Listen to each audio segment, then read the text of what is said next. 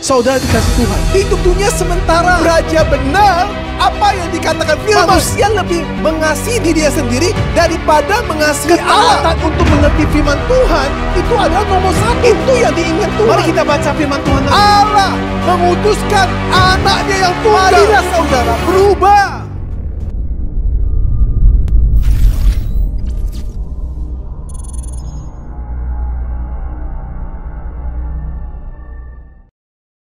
Shalom, selamat pagi semua jemaat-jemaat Gereja Reform Karismatik Indonesia. Bagaimana kabar Bapak Ibu Saudara sekalian?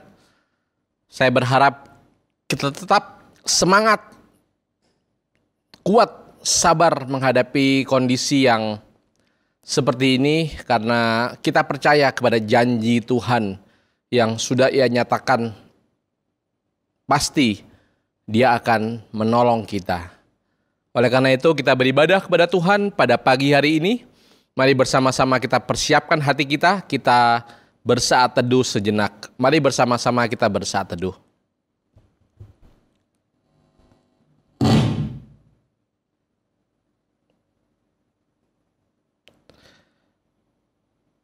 Amin. Firman Tuhan bersama-sama kita buka dari kitab Ayub. Pasal yang ke-9, ayat yang ke-2 sampai dengan ayat yang ke-4. Mari bersama-sama kita baca firman Tuhan. Sungguh aku tahu bahwa demikianlah halnya. Masakah manusia benar di hadapan Allah? Jikalau ia ingin berperkara dengan Allah, 1 dari 1000 kali ia tidak dapat membantahnya. Allah itu bijak dan kuat. Siapakah dapat berkeras melawan Dia dan tetap selamat? Mari kita berdoa.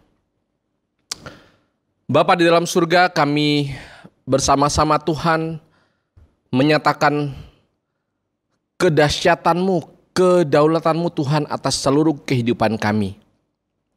Kami percaya Tuhan bahwa tak satu hal pun yang terjadi di luar kehendak dan izin yang Tuhan berikan. Kami percaya Tuhan, baik senang susah yang kami hadapi, semua ada dalam pengawasan Tuhan. Dan Tuhan adalah Tuhan yang sudah mempersiapkan kepada kami sebuah kehidupan, jaminan yang melampaui segala kenikmatan yang kami bisa rasakan Tuhan dalam dunia ini. Terima kasih Tuhan, meski sesaat waktu Tuhan kami harus mengarungi bahtera hidup kami dengan begitu banyak ombak, badai, taufan yang menghantamnya Tuhan. Tapi kami percaya Tuhan, kami sedang menuju ke sebuah dermaga di mana Engkau sedang menantikan hidup setiap kami. Kami akan beribadah kepada Tuhan terus. Kami akan terus mengangkat hati kami kepada Tuhan, mengangkat pujian kami bagi Tuhan, menyembah Tuhan, mendengarkan setiap sabda firman Tuhan yang sebentar akan sama-sama Tuhan kami dengarkan. Berkatilah semua kami, buka hati kami, terangi hati setiap kami, sehingga pada akhirnya Tuhan kami sungguh diberkati oleh firman Tuhan sendiri pada hari ini. Berkatilah semua yang melayani.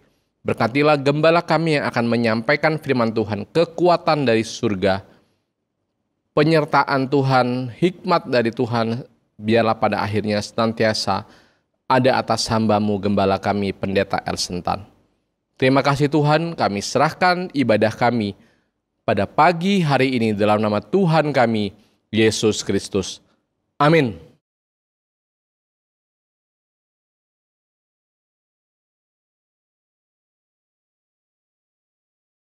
Shalom Bapak Ibu yang dikasihi Tuhan Yesus. Mari pada pagi hari ini kita arahkan hati kita untuk menaikkan pujian-pujian untuk Tuhan. Karena begitu besar dan mulia kasih Tuhan kita. Dia mengorbankan hidupnya hanya untuk menebus dosa-dosa bagi orang yang percaya kepadanya. Mari Bapak Ibu kita naikkan pujian berikut.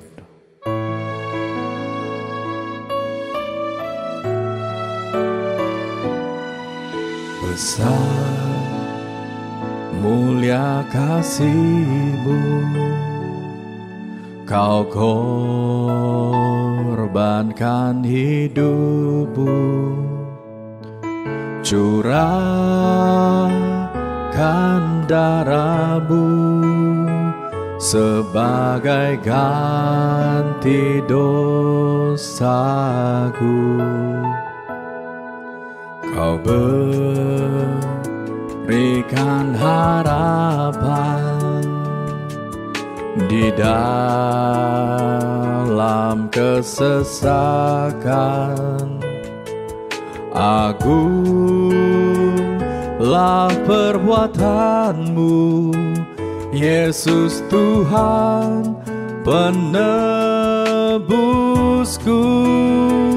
Karena kasih-Mu yang selamatkanku, menyucikan dan menebus hidupku.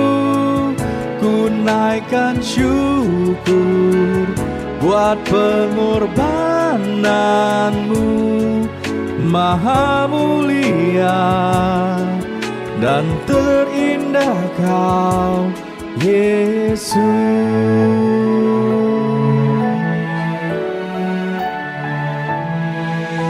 Besar mulia kasih-Mu, Kau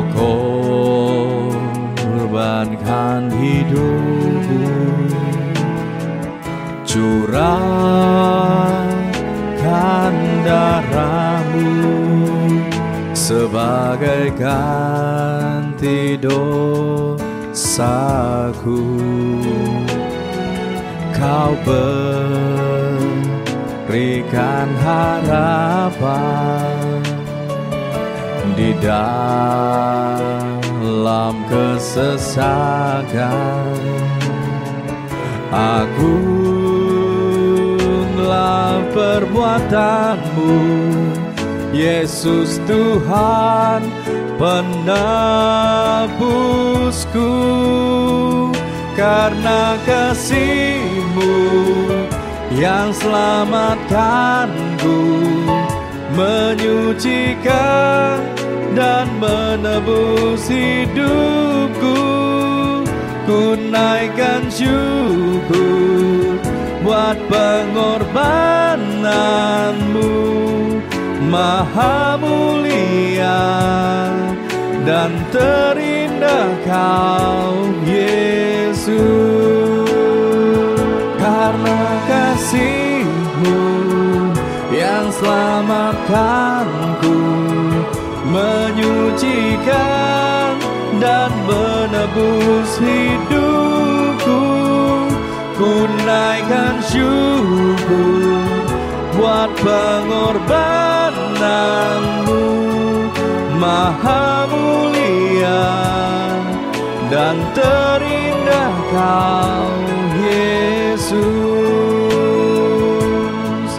Maha mulia dan terindah Kau, Yesus.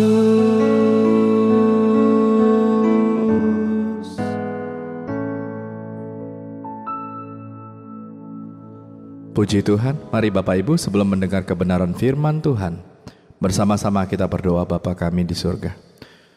Bapa kami yang di surga, dikuduskanlah namamu, datanglah kerajaan-Mu, jadilah kehendak-Mu di bumi seperti di surga. Berikanlah kami pada hari ini makanan kami yang secukupnya. Ampunilah kami akan kesalahan kami, seperti kami juga mengampuni orang yang bersalah kepada kami. Dan janganlah membawa kami ke dalam pencobaan, tetapi lepaskanlah kami daripada yang jahat. Karena Engkaulah empunya kerajaan dan kuasa dan kemuliaan sampai selama-lamanya. Amin.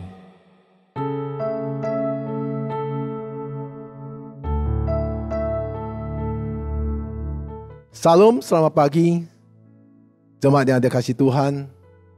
Hari ini kita kembali untuk beribadah kepada Tuhan di pada hari Minggu ini. Saya undang saudara-saudari yang ada di rumah, mari kita berdoa. Bapa kami yang di surga, hamba-Mu mohon pertolongan Tuhan Yesus Kristus. Di dalam November tahun 2020 ini. Kami sudah melewati pandemik kurang lebih 8 bulan. Semua atas pemberian Tuhan, semua atas pimpinan Tuhan.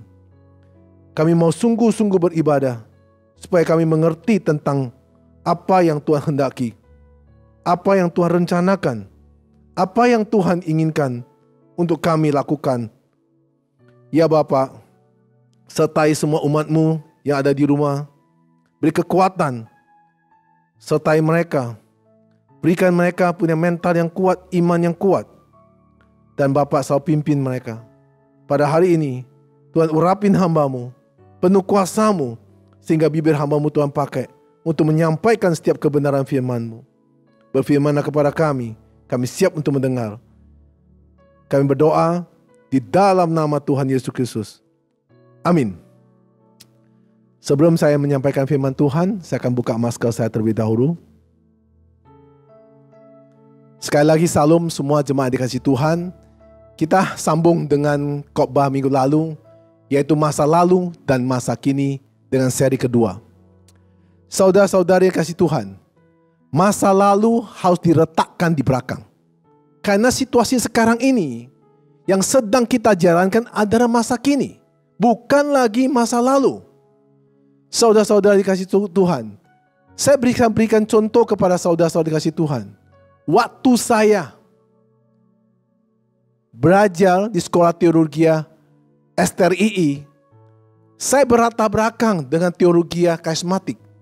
Ketika saya masuk sekolah dengan belajar teologi reform, itu ada beberapa dengan pandangan berbeda. Nah, saya punya sikap, kalau saya tetap mempertahankan apa yang saya ngerti, saya tidak mungkin dapat belajar dengan teologi reform yang baru yang saya tekunin. Saya harus bisa melupakan semua masa lalu. Saya belajar di mana waktu itu saya belajar di sekolah teologi reform. Saya belajar untuk meresap semua mata pelajarannya. Saya belajar untuk memahami. Itulah dalam hidup kita harus bisa membedakan masa lalu dengan masa kini. Jangan terus-menerus kita membawa masa lalu kita untuk masa kini.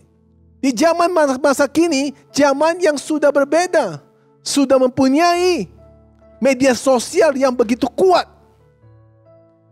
Dan saudara-saudara kasih Tuhan, waktu saya gagal dalam usaha sebelum saya jadi pendeta, saya belajar dari kegagalan saya mulai bangkit. Dan saya berkomit pada diri saya tidak mau lagi mengingat-ingat di masa lalu saya. Saya mau belajar mulai sekarang untuk belajar saya maju. Saudara-saudara dikasih Tuhan, pada zaman masa kini ini sangat berbeda pada zaman-zaman yang dulu. Saya masih ingat ketika saya masih usaha waktu itu. Waktu itu harga barang itu diproduksikan oleh pabrik. Ditentukan harganya untuk distributor, untuk juga grosir, untuk juga toko. Itu mempunyai harga yang berbeda. Sekarang harga sudah terbuka oleh media sosial. Anda bisa melihat harga itu dimanapun melalui media sosial. Melalui belanja online. Anda mau belanja online. Dulu kita mau belanja, kita mesti harus ke tokonya. Sekarang belanja hanya membutuhkan handphone. Kemudian Anda memilih shop online yang mana Anda mau belanja. Kemudian Anda pilih produknya. Anda menekan, Anda bayar. Itu akan datang sampai ke rumah saudara. Saudara, ini sesuatu yang berbeda. Bukan aja Anda mau belanja barang Indonesia. Anda mau belanja di seluruh dunia. Anda tidak perlu sampai harus ke sana. Saya masih ingat tahun lalu, saya ada bersama satu pengusaha. Karena saya sering khotbah di China, kemudian ada satu pengusaha ingin berbisnis kepada barang-barang Tiongkok. Saya ajak pengusaha itu pergi ke Tiongkok. Kemudian di beberapa kota yang kita pergi. Kemudian kita mau belanja ini, itu, dan ini. Kemudian pada pengusaha-pengusaha orang Tiongkok mengatakan, kenapa kamu harus ke sini? Anda tidak perlu ke sini. Anda bisa melihat semua produk kita di dalam online. Kemudian Anda juga memilih apa yang Anda mau. Kami bisa bikin contoh kepada Anda. Kemudian Anda mau minta apa yang Anda inginkan, semua kita bisa bikin. Anda tidak perlu ke sini. Kami sudah membuka online itu sudah bertahun-tahun. Coba Bapak Ibu bayangkan. Saya sama teman saya atau pengusaha itu masih lungu. Kita masih cara-cara masa lalu yang kita pakai. Nah saudara, betapa canggihnya. Jadi saudara-saudara kasih Tuhan, dengan masa kini yang harus kita bicarakan. Jangan ingat-ingat masa lalu lagi. Kita harus bangkit pada masa kini. Mari kita kutip firman Tuhan dari Filipi 3 ayat yang ke-13. Saudara-saudara, aku sendiri tidak menganggap bahwa aku telah menangkapnya. Tetapi ini yang kulakukan. Aku merupakan apa yang telah di belakangku dan mengarahkan diri kepada apa yang di hadapanku. Nah saudara-saudara dikasih Tuhan, dalam surat Rasul Paulus kepada jemaat Filipi, dia berkata, melupakan apa yang di belakangku dan mengarahkan diri kepada apa yang di hadapanku. Saudara-saudara yang dikasih Tuhan, yang membuat kita gagal, yaitu tidak bisa melupakan masa lalu. Saudara-saudara, masa lalu yang pahit, masa lalu yang menderita, masa lalu yang sedih. Inilah yang selalu membuat kita gagal karena kita susah sekali merupakan masa lalu. Ada pepatah yang mengatakan, kalau saudara hari ini punya uang, ingatlah waktu saudara tidak punya uang. Ini pepatah selalu ditanam di hati saya. Dari kecil, saya dikasih tahu orang tua saya, kalau suatu hari kamu punya uang, ingat waktu kamu gak punya uang. Tetapi pepatah ini kita mengerti. Tapi ketika kita punya uang, kita lupa waktu kita gak punya uang. Maka banyak orang tidak bisa menerima kenyataan di masa kini. Saudara-saudara kasih Tuhan, sekarang yang kita mau bahas adalah masa kini, bukan masa lalu lagi. Pertanyaannya adalah bagaimana cara menghadapi situasi dunia pada masa kini? Bagaimana cara? Di masa kini, masa pandemik, tahun 2020. Bagaimana caranya? Saudara-saudara, kita menghadapi pada masa pandemi ini. Saya undang jemaat yang ada di rumah, mari kita cermati bersama-sama. Kita buka Alkitab Lukas pasal 21 ayat 35 dan 36. Saya akan baca ayat ke-35. Sebab ia akan menimpa semua penduduk bumi ini. Ayat ke-36. Berjaga-jagalah senantiasa sambil berdoa, supaya kamu beroleh kekuatan untuk luput dari semua yang akan terjadi itu, dan supaya kamu tahan berdiri di hadapan Anak Manusia. Saudara-saudara dikasih Tuhan, firman Tuhan mengajar kita masa kini yang ada pandemi ini. Untuk semua umat Tuhan, berjaga-jaga senantiasa sambil berdoa. Kenapa? Karena supaya kita tahan, bisa tetap berdiri dengan iman yang teguh ketika Tuhan datang yang kedua kali. Saudara-saudara kasih Tuhan, saat ini kita berhadapan dengan pandemik, yaitu masa kini, yaitu resesi ekonomi. Bagaimana cara menghadapi situasi adanya pandemik di dunia masa kini? Tidak segampang gitu, saudara-saudara kasih Tuhan. Dulu kita bisa berangkat luar negeri kapan aja kita mau. Sekarang berangkat dimanapun kita harus di karantina 14 hari. Bukan biaya kecil. Sebelum pandemi kita bisa berangkat Singapura, pagi pergi sore pulang. Sekarang berangkat pagi harus di karantina 14 hari. Pulang lagi Indonesia 14 hari, 1 bulan. Saudara-saudara, di situasi ini sangat berdampak bagi seluruh segi kehidupan kita semuanya, saudara-saudara kasih Tuhan. Karena ada pandemi ini. Baik keuangan kita, kesehatan kita, rumah tangga kita, pergaulan kita, ibadah, pelayanan, sangat dampak dengan adanya pandemi ini. Pada masa kini yang kita hadapi, saudara dan saya bersama-sama. Dalam situasi sekarang ini, jangan lagi berjalan sendiri, saudara-saudara kasih Tuhan. Karena kalau saudara berjalan sendiri sangat terbatas. Maka karena inilah saudara, saya himbau saudara dengan baik-baik. Mulai hari ini, apapun harus jalan bersama Tuhan kita Yesus Kristus. Masa kini, kalau ada orang jalan sendiri. Masa kini, kalau ada orang merasa pintar. Kalau masa kini, masih ada orang merasa kuat. Saya percaya mereka semua akan bingung dan kocak-kacir menghadapi keadaan-keadaan pandemi ini, membuat resesi ekonomi dimanapun berada di dalam dunia sekarang ini. Saudara-saudara, bukan itu aja Bapak Ibu yang dikasih Tuhan. Saudara-saudara kasih Tuhan, orang yang hidup suci, taat akan kebenaran firman Tuhan, itu pun menghadapi kebingungan.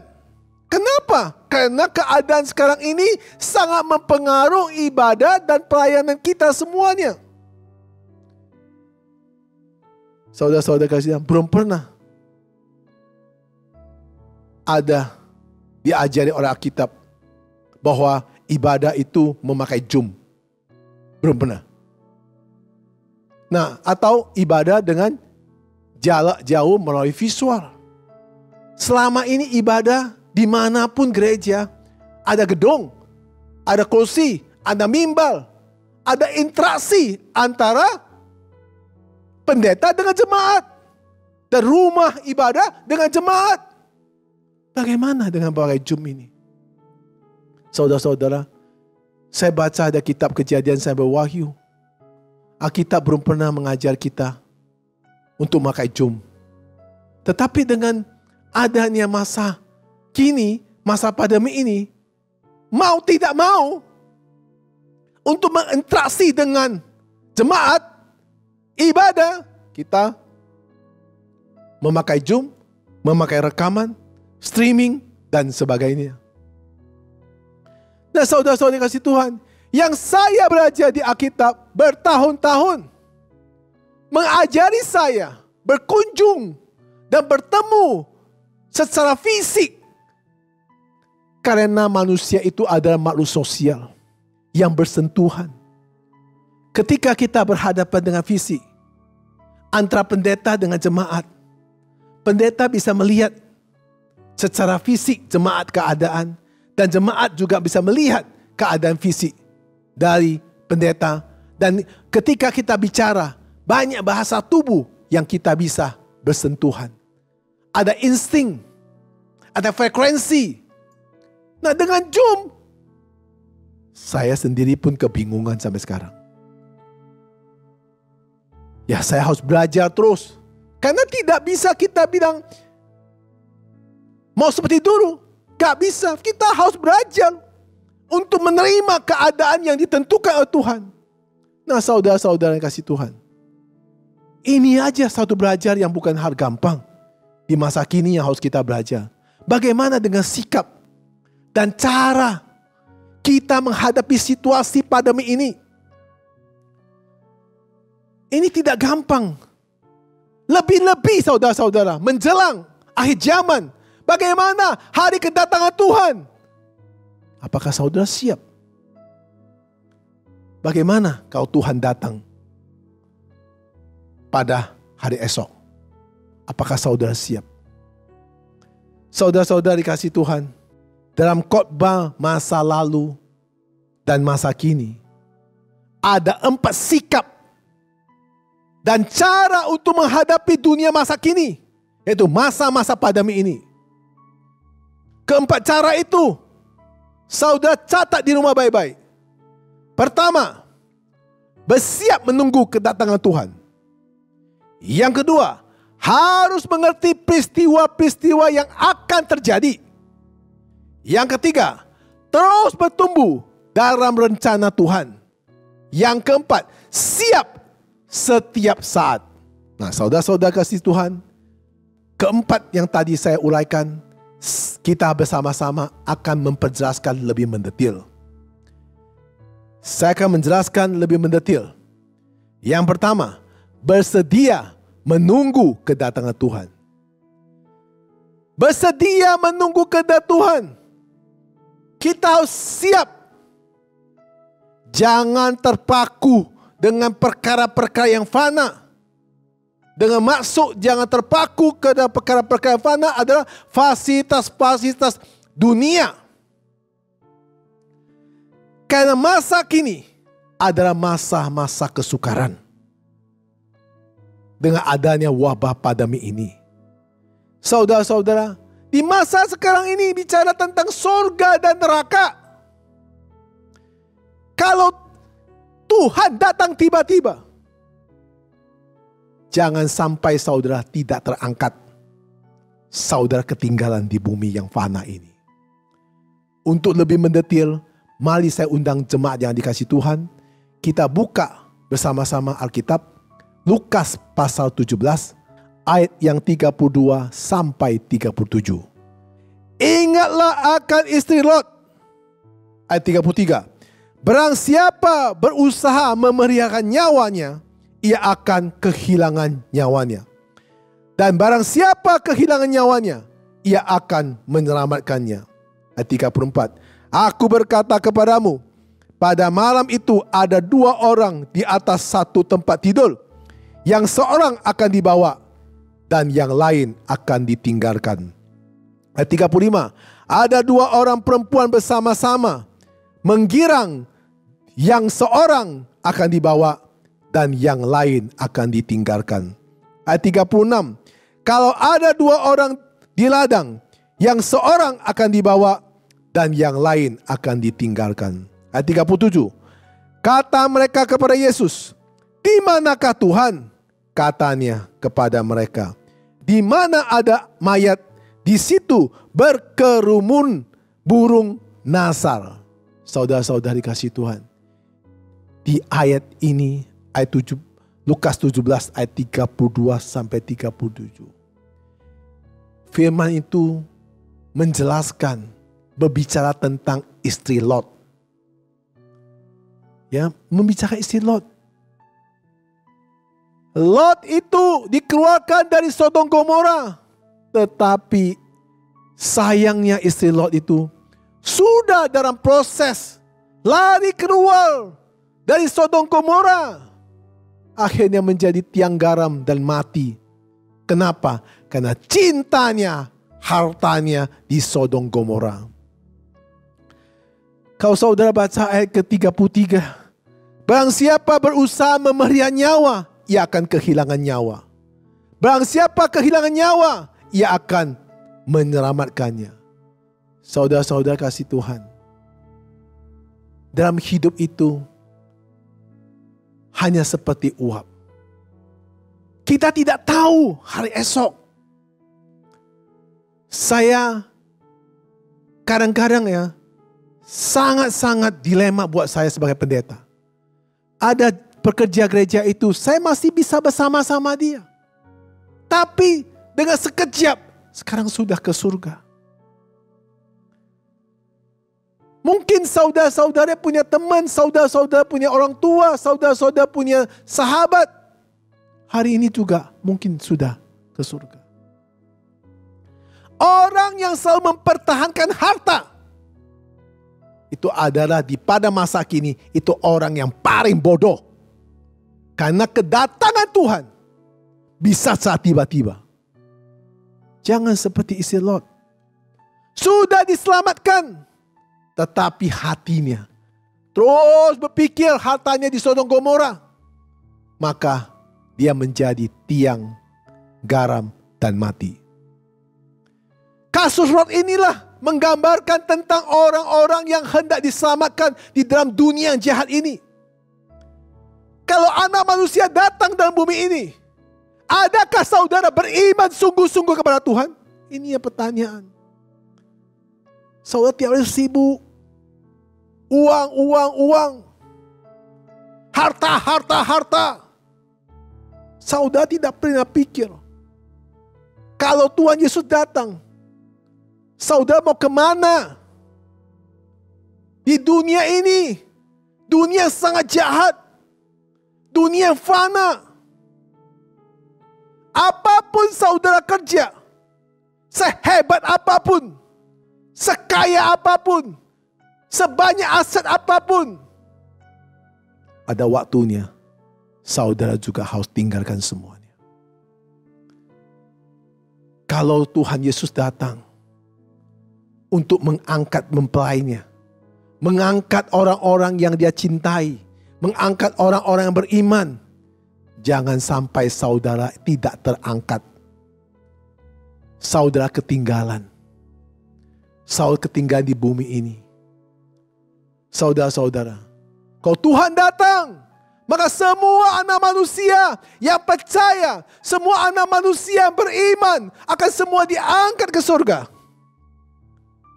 Orang-orang yang hidupnya kikir, mementingkan diri sendiri, mencintai hartanya, uangnya daripada Tuhan, itu pasti dia akan tinggal di bumi ini dan masuk neraka.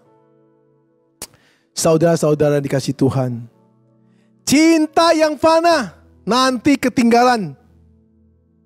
Cintalah yang kekal. Cintai Tuhan dengan sepenuh hatimu.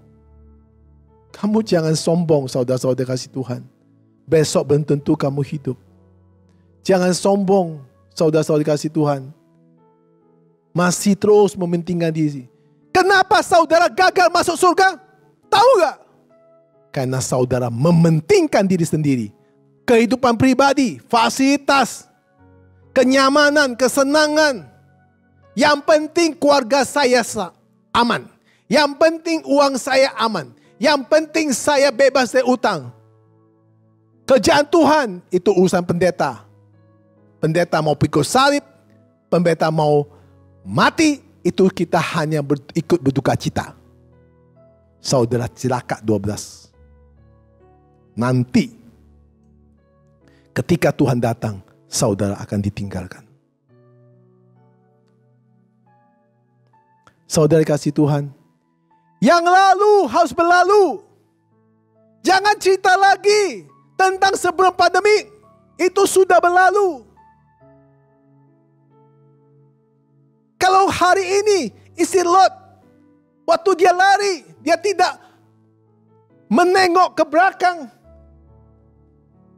Atau dia punya hati tidak memikirkan uangnya. Mungkin dia selamat bersama Lot. Karena dia melihat ke belakang. Aduh sayang juga. Uang saya kan banyak.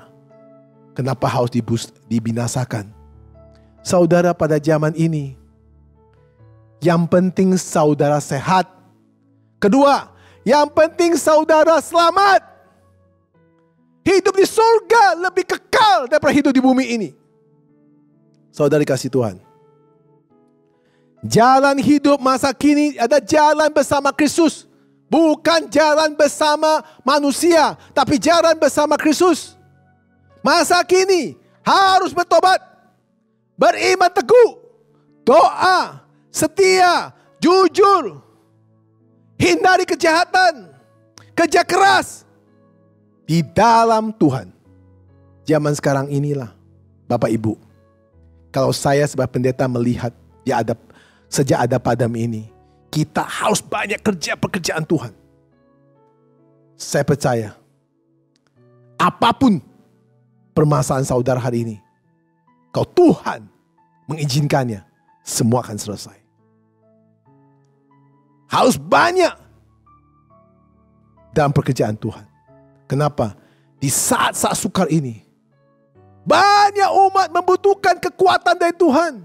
Jika saudara tahu kenapa saudara diam, beritakan kebenaran itu kepada saudaramu, maka dia akan diselamatkan juga. Saudara-saudari kasih Tuhan, mari saya undang jemaat yang kasih Tuhan, kita buka lagi firman Tuhan, Matius pasal 24 ayat 19 sampai 21. Ayat 19, celakalah ibu-ibu yang sedang hamil atau yang menyusukan bayi pada masa itu. Ayat ke-20, berdoalah supaya waktu kamu melarikan diri itu jangan jatuh pada musim dingin dan jangan pada hari Sabat. Ayat 21, sebab pada masa itu akan terjadi siksaan yang dahsyat seperti yang belum terjadi sejak awal dunia sampai sekarang dan yang tidak akan terjadi lagi. Saudara-saudari kasih Tuhan, inilah Tuhan Yesus sudah memberitahukan dari jauh-jauh hari tentang firman Tuhan Matius pasal 24 ayat 19 sampai 21. Berbicara tentang orang-orang yang celaka, seperti orang-orang yang mengandung dan beranak berdosa. Saudara-saudari kasih Tuhan, apa yang terjadi pada saat ini tidak akan heran. Kau saudara sebelum pandemi sungguh-sungguh belajar firman Tuhan, intim dengan Tuhan, dan menjalankan setiap kehendak Tuhan, melakukan apa yang Tuhan mau, bukan apa yang saudara mau. Saya percaya di saat-saat inilah saudara akan melewati badai dan pandemi ini akan berlalu. Saudara kasih Tuhan, mari kita cermati lagi firman Tuhan di dalam kitab surat Yakobus 1 ayat 15. Saya akan baca lagi. Dan apabila keinginan itu telah dibuahi, ia melahirkan dosa. Dan apabila dosa itu sudah matang, ia melahirkan maut.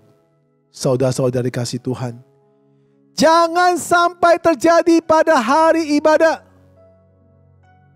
atau hari Sabat seperti kita sekarang melalui rekaman, melalui Zoom, melalui streaming. Jangan setiap kali waktu ibadah saudara tidak bergairah, suam akan ketinggalan. Saudara-saudari kasih Tuhan, suam artinya dingin. Saudara-saudari kasih Tuhan, jangan sampai setiap kita ibadah kita dingin, tidak ada gairah, acuh tak acuh, dan tidak semangat lagi. Jangan sampai terjadi ini. Seperti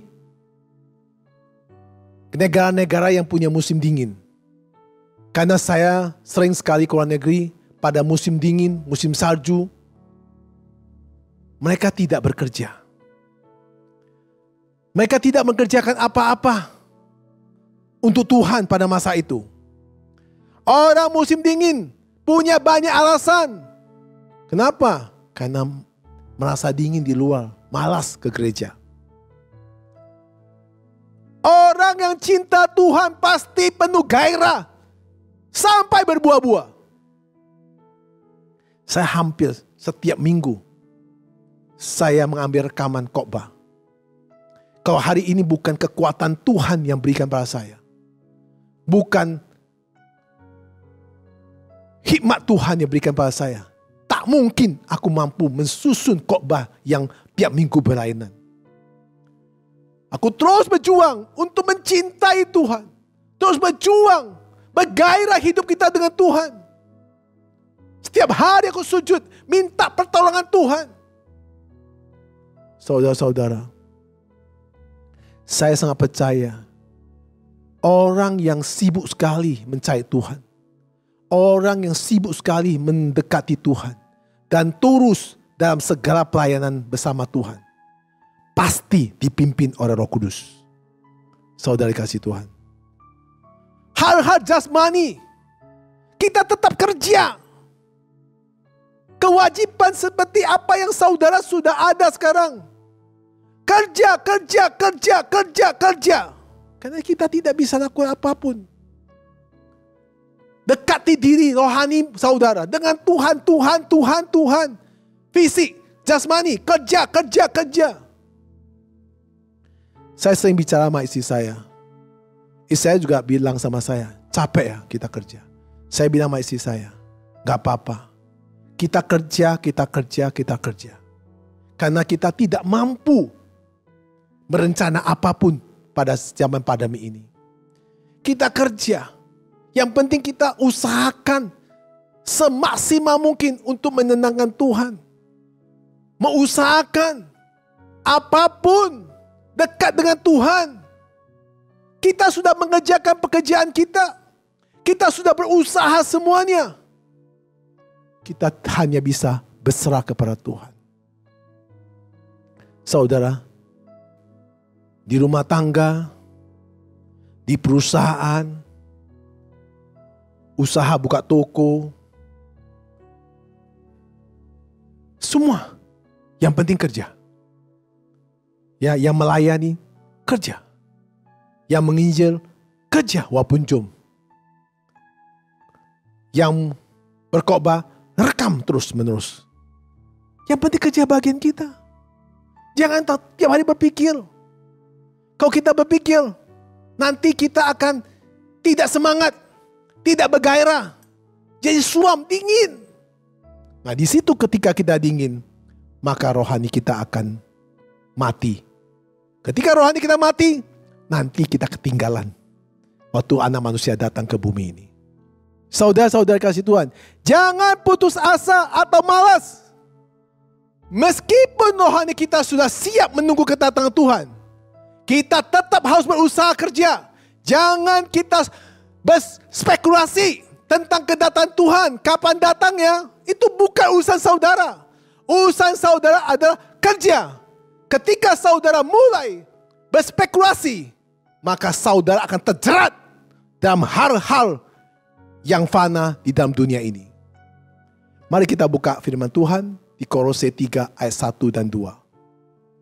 Saya akan baca ayat pertama. Karena itu kalau kamu dibangkitkan bersama dengan Kristus, carilah perkara yang di atas, di mana Kristus ada, duduk di sebelah kanan Allah. Ayat kedua, pikirkanlah perkara yang di atas, bukan yang di bumi. Amin, saudara-saudara kasih Tuhan. Ya, kalau kita sudah diselamatkan, kita sudah menjadi anak Tuhan, maka kita pikirlah semua pekerjaan Tuhan. Jangan pikir masalah di bumi. Untuk apa kamu pikir masalah di bumi? Di bumi ini hanya sementara. Saya setiap pagi lari pagi sekarang. Saya lihat banyak orang tua-tua. Yang dulu yang saya kenal jaya-jaya. Sekarang duduk di kursi roda. Dan duduk di kursi roda hanya melamun. Yang teman dia siapa? Suster. Ada yang temani pembantu. Jemur. Hanya melamun. Hidup itu seperti ini. Anda mau apapun, jangan pikirkan pikiran yang di dunia ini. Pikirlah pikiran di atas. Yang di dunia ini gak usah kamu pikirkan. Tuhan bisa mencukupkan. Tuhan bisa memelihara kita. Alkitab berkata bahwa burung di udara tidak pernah mencari kapan dia harus makan, kapan dia harus menyimpan makanan. Semua disiapkan oleh Allah. Apalagi kita sebagai umat manusia. Ayo saudara, pikir-pikiran ke atas. Maka saudara akan bergairah. Itu yang pertama. Kedua, haruslah kita mengerti peristiwa-peristiwa yang akan terjadi. Supaya kita bersedia menghadapinya. Peristiwa terjadi apa? Pandemi, krisis ekonomi, dan resesi. Supaya kita bisa menghadapinya. Sehingga kita tidak panik, tidak bingung, tidak takut, dan tidak salah langkah dan cilaka. Saudara-saudara kasih Tuhan. Jadi manusia hanya bisa mengira-ngira. Tetapi Allah Bapa yang tahu semua itu dengan tepat. Apa yang akan terjadi, semua Allah punya kedaulatan yang tahu. Semua sudah ditulis dalam Alkitab. Dan akan dibuka tahap bertahap. Sesuai dengan waktunya. Kejadian pada ini bukan sesuatu yang baru. Semua sudah ditulis oleh Alkitab. Saudara paham atau tidak paham? Tergantung saudara bagaimana menangkapinya, merespon setiap firman Tuhan yang saudara baca. Saudara kasih Tuhan. Pencuri datang mengambil barang di rumah saudara. Tidak pernah kasih tahu kapan dia mau mencuri. Kalau dia kasih tahu, saudara pasti akan memanggil satpam polisi untuk jaga. Seperti Tuhan datang ke bumi ini, tidak kasih tahu saudara kapan datang. Tetapi kedatangan Tuhan akan secara tiba-tiba. Dalam firman Tuhan, kita baca Yeremia pasal 49 ayat 9b. Jika malam-malam pencuri datang kepadamu, mereka akan merusakkan sepuas-puasnya. Nah itulah saudara yang dikasihi Tuhan. Firman Tuhan berkata, pencuri datang, dia akan datang merusak sepuas-puasnya. Jika Tuhan Yesus datang, saudara ketinggalan, maka saudara akan menghadapi maut yang begitu besar di dalam bumi ini. Yang ketiga, terus bertumbuh dalam rencana Tuhan. Orang yang bertumbuh dalam rencana Tuhan akan menghasilkan buah-buah yang besar.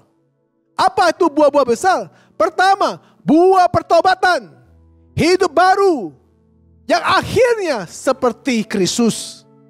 Saudara-saudara kasih Tuhan, firman Tuhan pada Matius pasal 3 ayat 10 berkata, kapak sudah tersedia pada akar pohonnya, dan setiap pohon yang tidak menghasilkan buah yang baik pasti diterbang dan dibuang ke dalam api. Kalau saudara-saudara tidak bertumbuh pada saat padam ini di dalam rencana Tuhan, kapak sudah tersedia pada akar pohon yang tidak bisa menghasilkan buah, itu dipotong, dibuang, masuk ke neraka. Saudara-saudara kasih Tuhan, di saat inilah saat yang penentuan buat kita sebagai anak Tuhan. Apakah kita ke surga atau ke neraka? Di sini saatnya. Pak, Bapak bicara enak aja ya, bicara surga dan neraka. Sekarang hidup aja masalah. Betul. Justru hidup ini sekarang masalah besar dan kesukaran besar. Kalau kita bersandar pada Tuhan, kita ikut Tuhan, nanti Tuhan yang memimpin saudara. Tuhan yang mencukupi semua kebutuhan saudara. Maka saudara, di dalam firman Tuhan, 1 Korintus pasal 11 ayat yang 1. Mari kita baca. Jadilah pengikutku, sama seperti aku juga menjadi pengikut Kristus. Nah saudara-saudara, jadi pengikut Tuhan. Sama seperti aku juga menjadi pengikut Tuhan.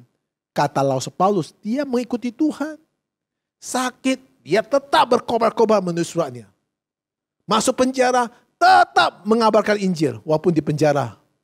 Nah saudara-saudara, di sini waktunya kita itu untuk menjalankan sebagai amanat agung dari Tuhan. Yang kedua, buah-buah jiwa dimenangkan akan ditumbuh sampai seperti Kristus.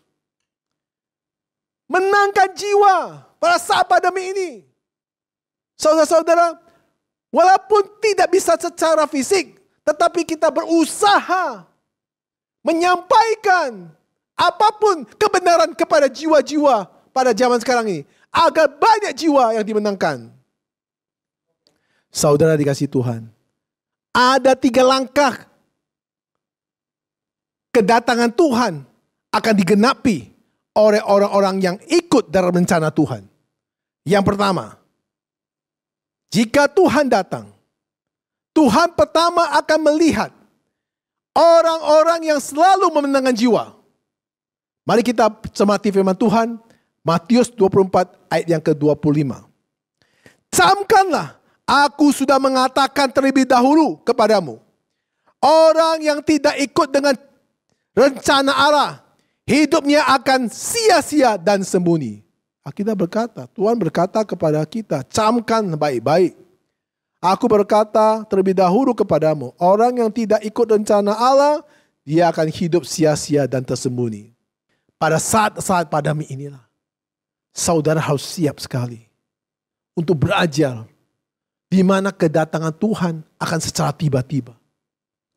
Jika kedatangan Tuhan akan digenapi, Matius 24 ayat 25, camkanlah.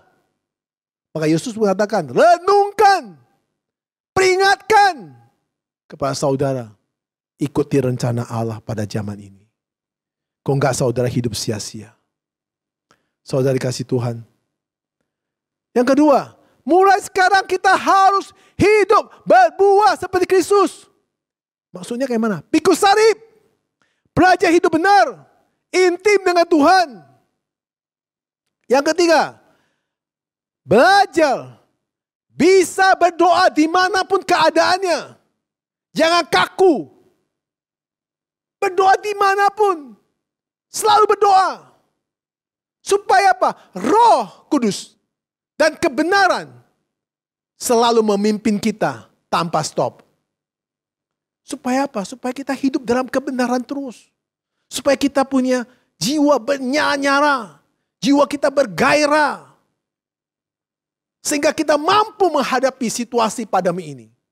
Mari kita kutip firman Tuhan. Bagaimana buah-buah roh yang luar biasa. Galatia 5 ayat yang 22 sampai ke 23.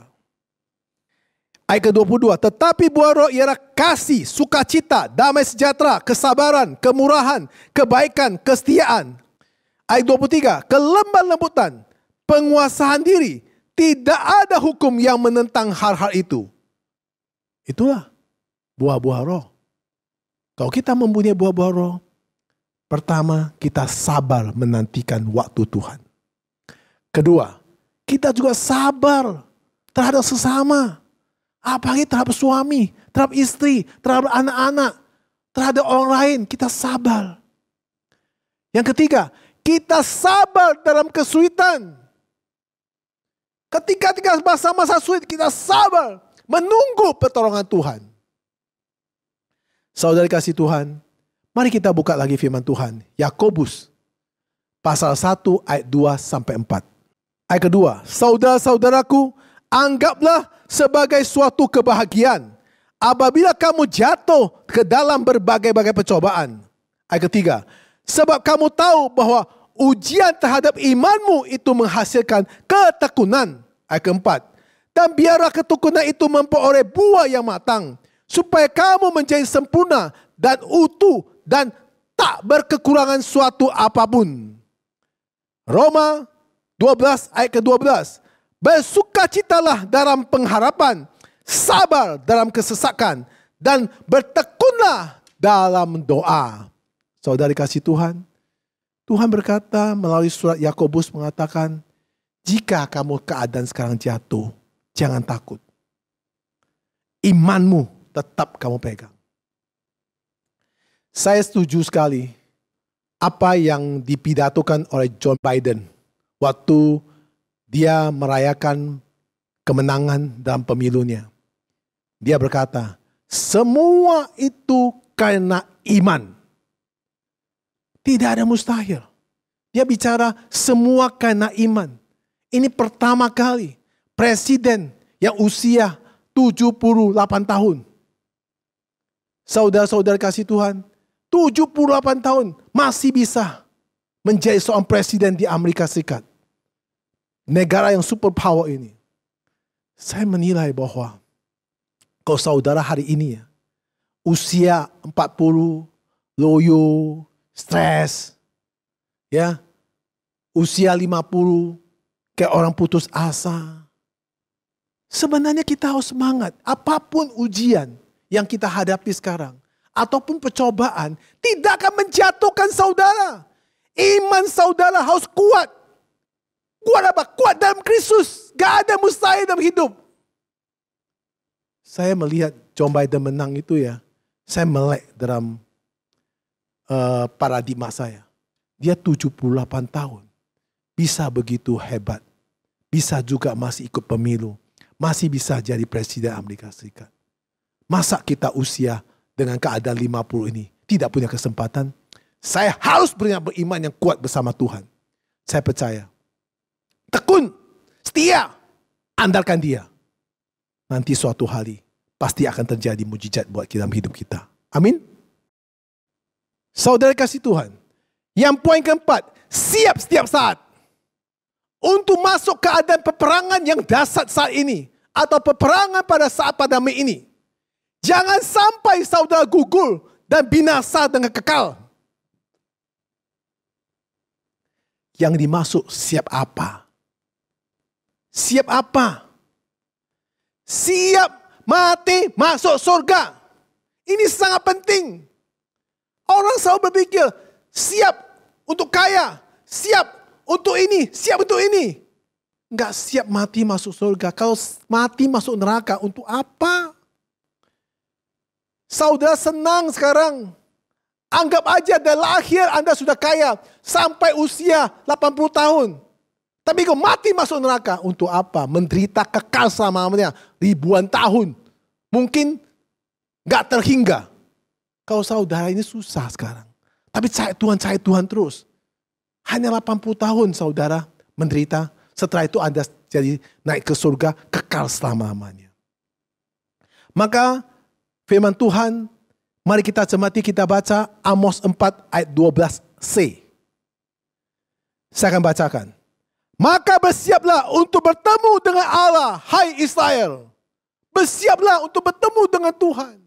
Kita mempersiapkan untuk melawan dan peperangan pada hidup ini. Agar kita bisa kuat dan iman kita kuat. Akhirnya kita bertemu dengan Tuhan kita Yesus Kristus di surga. Saudara kasih Tuhan, kita harus siap untuk berperang. Hidup ini seperti perang. Perang bukan perang seperti perang fisik. Perang batin, perang pikiran. Perang batin dan perang pikiran itu bicara iman. Imannya kokoh, imannya teguh. Saudara, kita baca sekali lagi. Matius pasal 24 ayat 42. Karena itu berjaga-jagalah, sebab kamu tidak tahu pada hari mana Tuhan datang. Berjaga-jaga. Kamu tidak tahu kapan Tuhan datang. Besok, lusa, bulan depan, saya nggak tahu.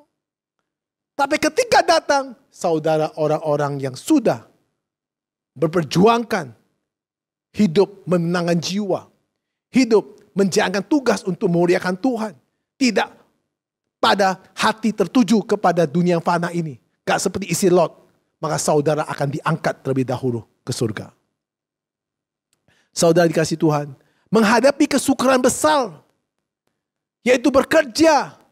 Pada saat ini susah mencari nafkah karena perubahan-perubahan ekonomi. Di masa-masa paceklik, ancaman-ancaman kuasa gerak begitu banyak.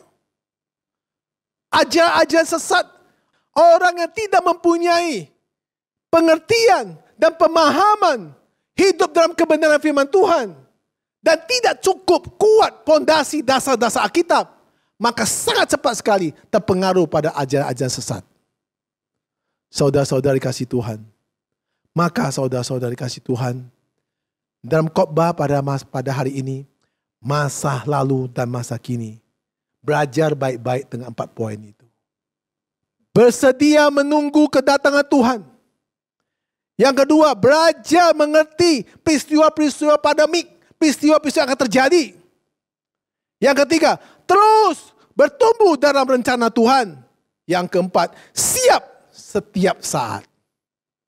Saudara-saudara kasih Tuhan, salah satu kelemahan yang menonjol di dalam kekristenan pada zaman ini adalah kurangnya atau malah tidak ada perbedaan antara banyak orang yang disebut orang Kristen dengan yang belum mengalami pertobatan. Inilah permasalahan.